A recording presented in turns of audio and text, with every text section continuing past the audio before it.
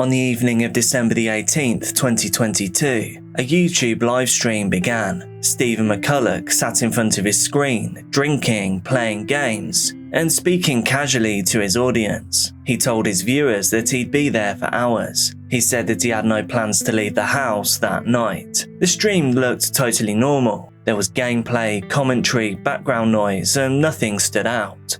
But early on, he introduced a small hiccup to the proceedings. He said that sadly he wouldn't be able to interact with the chat. He blamed technical issues, and well, these things do happen. He told his viewers that they would simply have to talk among themselves. However, as Stephen's livestream carried on the other side of town, a separate timeline was unfolding. This story truly is unbelievable and disturbing. It has one genuinely insane twist that you will not see coming. Let's dive in.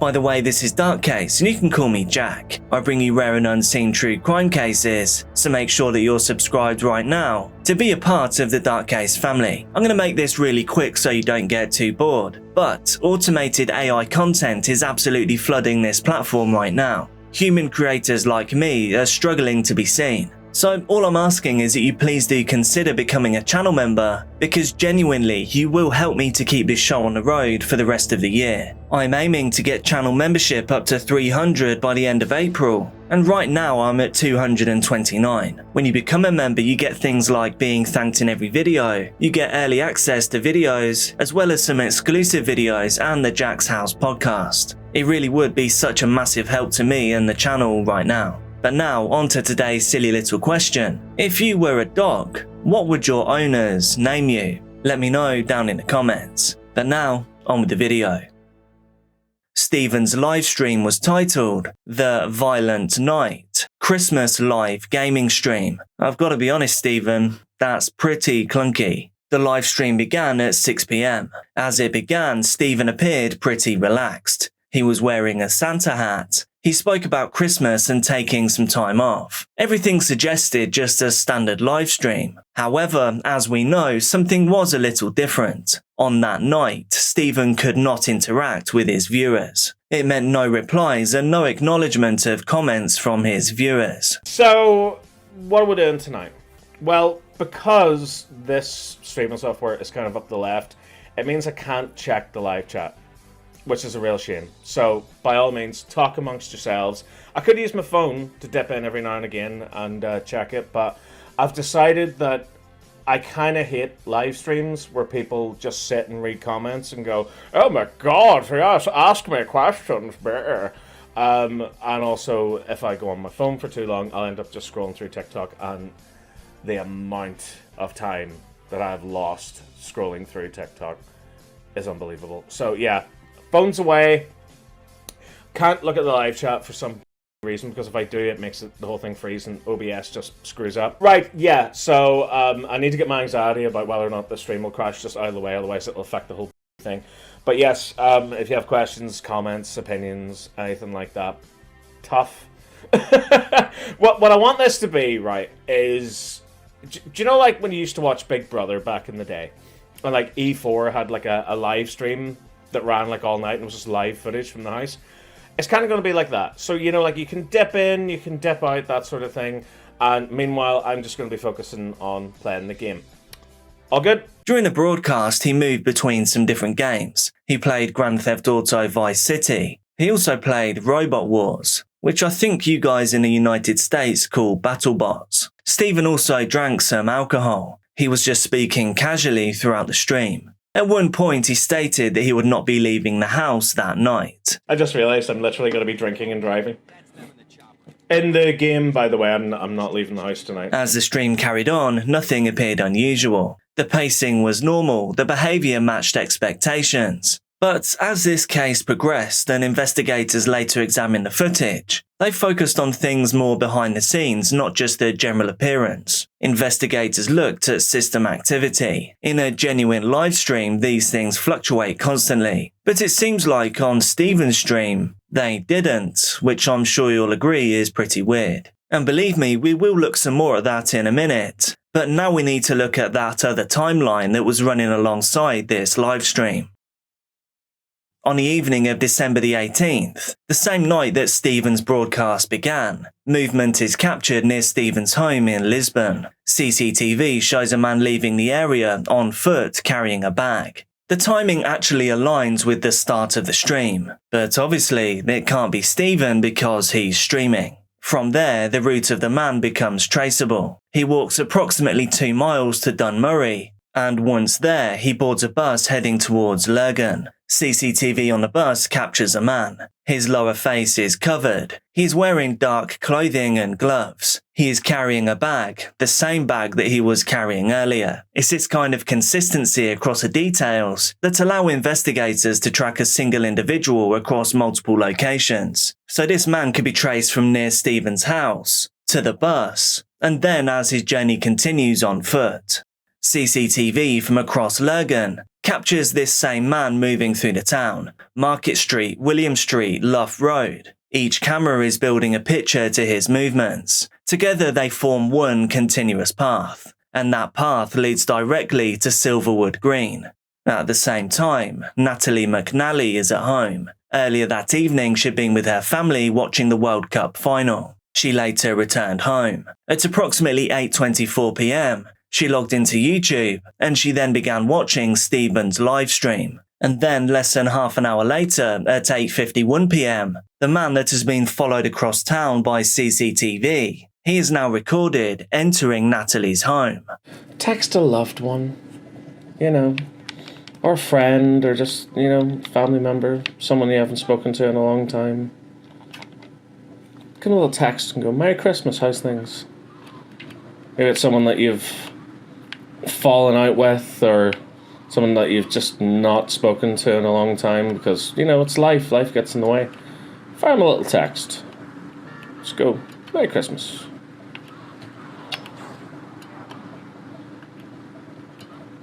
It's like what Bill Murray says at the end of Scrooged, it's never too late. Give someone a wee call. Or a text, I suppose, would be, I don't know, message them? Is that the correct way of speaking? I don't know. I don't have too many loved ones in my life, but the ones I love with all my heart. So, at least I've got that going for me. Inside Natalie's home, events quickly escalate. Neighbours later report hearing screaming. One neighbour even reported seeing movements behind the blinds. These observations provide an external confirmation that something was happening during that time. And so, between 8:51 p.m. and 9:30 p.m, a vicious attack takes place. At approximately 9:30 p.m, the same figure, the figure of the man that has been followed across town, is recorded leaving Natalie's property. That exit closes this phase of the physical timeline. It's worth noting, during that period, Stephen's livestream continues to run throughout. There are no interruptions and no visible changes. As the CCTV follows the man back from Natalie's home, he can be tracked moving back through Lurgan. However, there is one major difference now. The man has made a noticeable change in clothing, and this can obviously be a problem for investigators. A change of appearance can disrupt continuity across cameras and make any definite identifications more difficult. However, some other characteristics maintain consistent. The build is the same, the way the figure moves is the same, and the route is the same, just in reverse. So even though there were some changes, investigators do maintain that this was the same man. He headed towards Lurgan town centre. This time, however, he doesn't take a bus, and at approximately 10:46 p.m, a taxi is taken from Lurgan. This introduces a direct witness to the case. That driver later provided a statement. The journey is also supported by GPS data. The destination of the taxi is Woodland Gardens in Lisbon. At approximately 11:11 p.m. the taxi arrives, and again CCTV actually captures the arrival. The passenger then exits the vehicle, and it's at that point that some items are thrown over a hedge. Obviously, for investigators, this action raises some immediate questions. What was discarded? Why at that location? And why discard them at all? Yes, so anyway, I'm going to take a little break again just because I can feel my eyes starting to crust over. And I'd be a massive hypocrite if I took breaks from work after every hour and I didn't take breaks while doing a live stream after every hour. Talk amongst yourselves. At 11:16 p.m, a device linked to McCullagh becomes active again. This is one more critical timestamp because it ends a period of inactivity that began when the live stream started. You see, between 6 p.m. and 11:16 p.m, there was no recorded usage of his device. And, unluckily for Stephen, that gap actually aligns with the movement that was captured on CCTV. So, from the investigator's point of view, digital inactivity can function as a kind of constraint, because if the device is not being used, then a person may be somewhere else entirely. But, just after the man got out of the taxi, Stephen's digital timeline then resumes. And shortly after midnight, the live stream is manually stopped. Investigators could also later see that the broadcast was manually ended. Following the live stream ended, Stephen sent some messages. Some were to Natalie, and some were to a friend. These messages add to a digital footprint, and when that footprint is placed against the physical timeline of the man moving through town, they raise a really critical question. Why does a digital activity only resume after the mystery man's movement ends? On December the 19th, the digital footprint continues to grow. Messages from Stephen continue to be sent to Natalie throughout the day. The tone escalates gradually from casual to concern. This creates a record of attempted contact. But by the evening, the concern becomes so great that it moves into action. At approximately 9:59 p.m, Stephen arrives at Natalie's home. Shortly after that, emergency services are called. That call lasted around 10 minutes. Stephen reported that Natalie is unresponsive. He also stated that she is pregnant. Stephen makes attempts at CPR. However, they were not successful. Police then arrive at Natalie's property, and they find no signs of forced entry. That detail narrows the possibilities of what could have happened to Natalie. It suggests that the person responsible was either known to Natalie, or was able just to enter without resistance, somehow. Medical evidence later confirms multiple forms of injuries. Some are consistent with sharp impacts. Others are consistent with compression of the neck. There are repeated blunt strikes to the head. The 32-year-old died a violent death, having been stabbed a number of times, and there are signs of defensive injuries. She was murdered at her home in the Silverwood Green area of the town, and evidence now suggests that she was murdered on the night of Sunday the 18th of December. Officers were called to the property along with colleagues from the Northern Ireland Ambulance Service. Sadly, Natalie was pronounced dead at the scene. It is distressing to add that Natalie was in fact 15 weeks pregnant. This fatal attack, which happened in her own home, has therefore resulted in a double tragedy. The death of a mother-to-be, along with her unborn baby. At the scene, Stephen provided an explanation. He stated that he had been live streaming the previous night. He introduces this live stream as a proof of his location at the time that he stopped hearing from Natalie. He then directs suspicion towards a former partner of Natalie's. However, Stephen is arrested, but he is then released the following day. The fact that Stephen was live streaming appears to support his account. A 6-hour broadcast publicly available, it's digitally timestamped, a reliable alibi.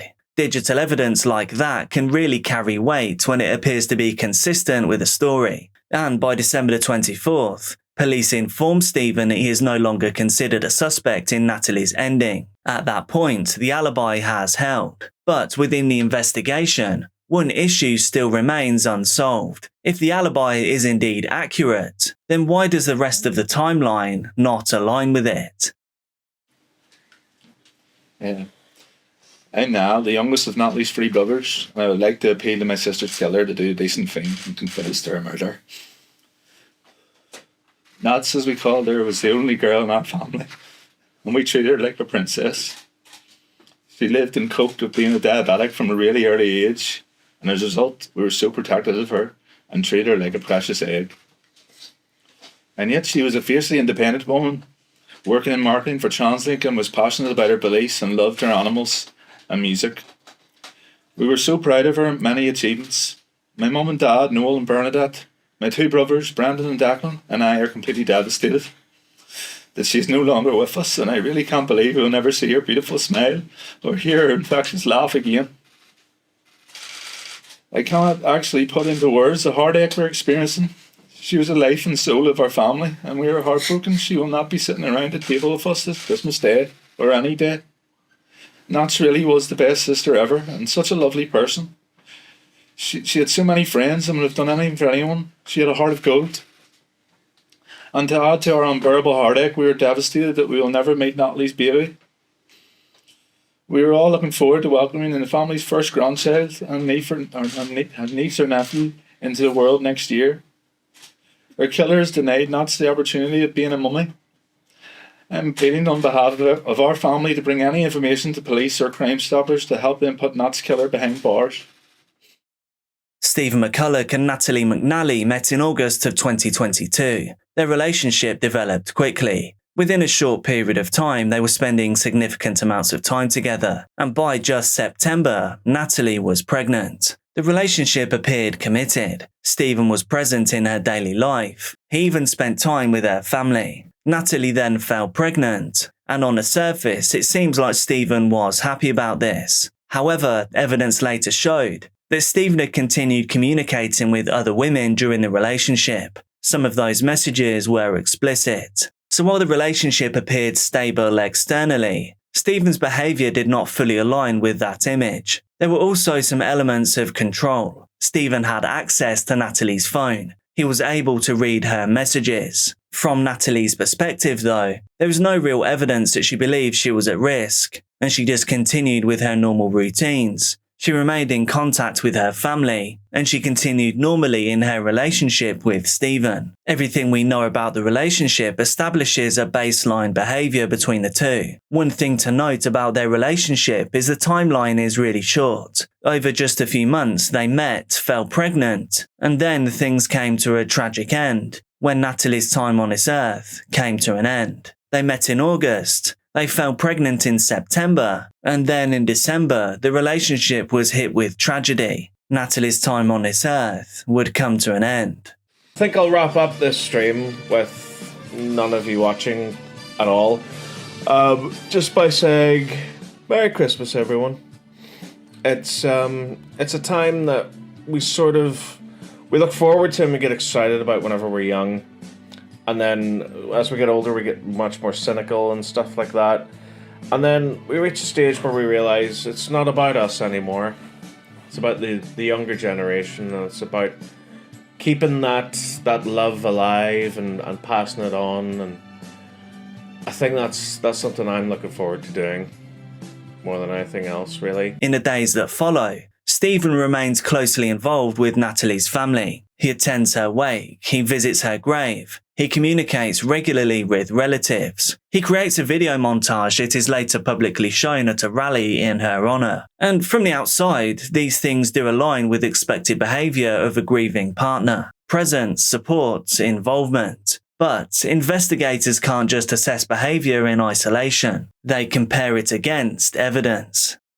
During this period, another detail emerges. Stephen strangely left his phone inside the family home while he left. So for approximately 39 minutes, that device was left recording private conversations. Stephen, though, later explains that this was simply just a mistake. But to investigators, patterns matter. Stephen was known for doing something like this in the past. where he recorded private counselling sessions without consent. So this suggests it might be something he would do on purpose. I guess the question is though, why would he? CCTV is then reviewed, timelines are reconstructed, but externally to the police, none of this is visible to the public. Throughout all of this, Stephen stayed close to the family and close to the investigation. But does that proximity represent that he is a caring soul? Or maybe something else? Attention in the investigation returns to the live stream. At first, everything appears consistent, but digital forensic analysis reveals otherwise. Investigators examine system activity. They look for real-time interactions at the time of the live stream, things like mouse input, keyboard usage, background processes on the machine, and strangely they find that all of these are absent. In fact, there is one long period that shows no system activity at all. It would be these strange contradictions that would lead to a deeper analysis. Metadata is then reviewed, and more timestamps on the machine are checked out. Days before December the 18th, Stephen's 6-hour live stream, well, it had already been created. That is because between December the 13th and 15th, the full recording was actually already produced and saved as a single file. From an investigative standpoint, that detail changes the role of the live stream in this investigation completely, because once it can be proved that that video was just pre-recorded, it no longer proves that Stephen was there at home on camera. It turns out it wasn't a live stream at all. So the foundation of Stephen's alibi is knocked out from under him, and at the same time, other evidence begins to align. Thousands of hours of CCTV are analysed. A full route of that mysterious man is constructed. He goes from Lisbon to Dunmurry, Dunmurry to Lurgan, Lurgan to Silverwood Green, and then back again. This is where the taxi driver and the GPS data comes into play. Each element within the case starts supporting and aligning with each other.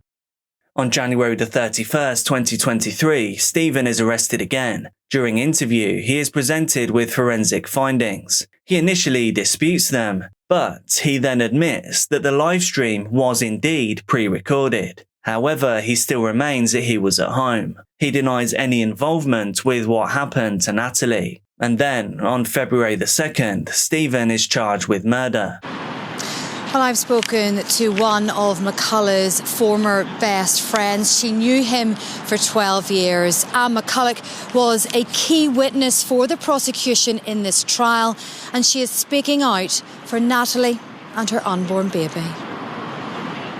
There were times when he was the biggest personality in the room. He was boisterous, he was loud, he was jolly. And there was other times he sucked up all the air in the room. He was angry. I am now going to fast forward to the night of the phone call, okay? So just deep breaths. And tell me about that phone call you received from Stephen McCullagh moments after he found Natalie's body and he was in the police car. He phoned me. He was crying, he was screaming, he was howling that she's gone, she's gone. He was so upset and incoherent at times. He was like, I couldn't get him to calm down. Stephen McCullagh wanted to bring you with him on the night he found Natalie. How distressing is it to think that your friend would put you in that scenario? It's very distressing. I relive that moment quite a lot. My gut instinct said don't go, and I'm very glad I listened to that, because I'm very fortunate in that I get to remember Natalie as I knew her and not the horrible position that she was left in. I've suffered from nightmares ever since. I've suffered from flashbacks. If I see somebody who resembles him on the bus, I immediately have a panic and sometimes have to just get off the bus. He is not my friend. I think he is a very manipulative, very cold and calculated person. I believe now it was all an act. I believe it was all to pull at heartstrings. Your heart? Yeah. He was with you days before the murder telling you that he was going to live stream, is that right? Yeah. I can't wrap my head around any fathomable reason why he would lie. He created a situation where this played like an alibi, an astounding amount of lies to put together in advance. Once I saw that he had been rearrested and that he had given that statement that the live stream was pre-recorded, that cemented in my mind that he has done this. You did this for Natalie? Yes. She was just such a wonderfully kind person. Like, she would have made a great mom.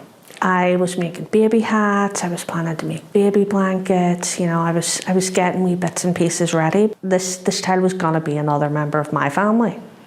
The case then proceeded to trial in February of 2026. Over the span of 5 weeks, the prosecution presented its case. The CCTV, the digital footprints, witness evidence and medical findings. The defence, of course, challenges the case, but it could present no alternative account. Stephen McCullagh did not give any evidence. After closing arguments, the jury deliberates. Approximately just 2 hours later, a verdict is reached. Stephen was guilty. He was sentenced to life imprisonment. Natalie, who was 32, met her killer Stephen McCullagh on Bumble, an online dating site, in August 2022.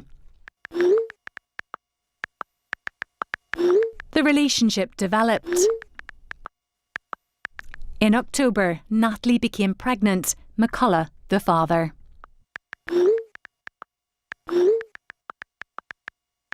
Just over a month later, Natalie was dead. The YouTuber, who worked part-time at the Belfast Telegraph, had planned the whole thing after finding explicit messages on her phone she'd sent to and received from other men. Yes, today was clearly a very emotional and tense day for the family. And as everyone spilled out of that courtroom, they were crying and they were hugging each other. In a very moving moment, everyone stood and they all clapped both the prosecution and the police for the work they had done. Natalie McNally's killer has been convicted. Today clearly meant so much to everyone who has fought for justice for Natalie and her unborn baby. Be careful out there, and I'll see you soon.